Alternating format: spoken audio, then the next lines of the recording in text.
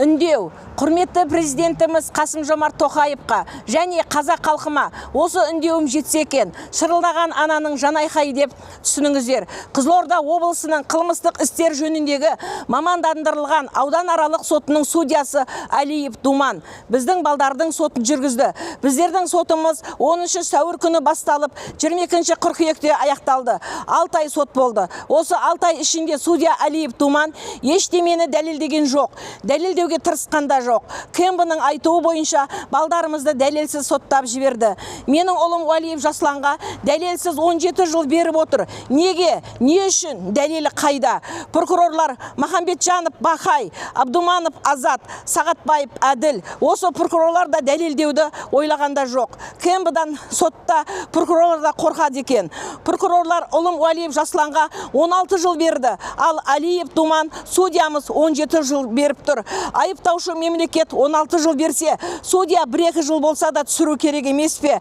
Алиев Думан судьямыз прокурор болып, ал прокурор Махамбетжанов судья болып кеткен бе? Менің ұлым Уалиев Жасланға 3 бапты тағып тұр. Бұл баптар дәлелсіз. Мен анасы бұл баптарға келіспеймін. Ұлыма таққан баптары 300-дің 2, 1 мен 3 пассив, яғни егу мақсаты деген бап болады. Менің балам Уалиев Жаслан егіс алқабына барып екпеген. Екінші, 262 баптың 2-сі.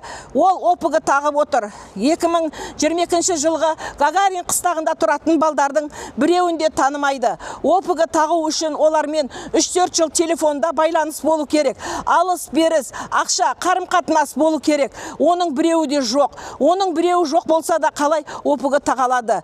Үшінші, 297-дің 4-ші бап. Бұл аса ірі мөлшерде сату. Және бұл бап кокаин, героин, синтетикаға арналған бап болып саналады екен. 6 ай сот болды. Осы 6 ай ішінде бірде-бір кокаин, героин, синтетика жайлы сөз болған емес. Еш дәлелсіз осы баптарды менің ұлыма тағып отыр. Қаншама ата-ананың жап-жас келіншектердің қара көз сәбилерді әкесіз қалдырып, көз жастарына қарғысына қалып тапқан қызметтік дәрежеге жеткенің не керегі бар?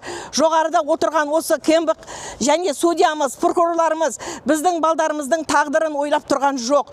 Осындай көп жыл беріп, Алиев Думан қалай тыныш ұйықтап, қалай тамағынан ас өтіп жатыр екен?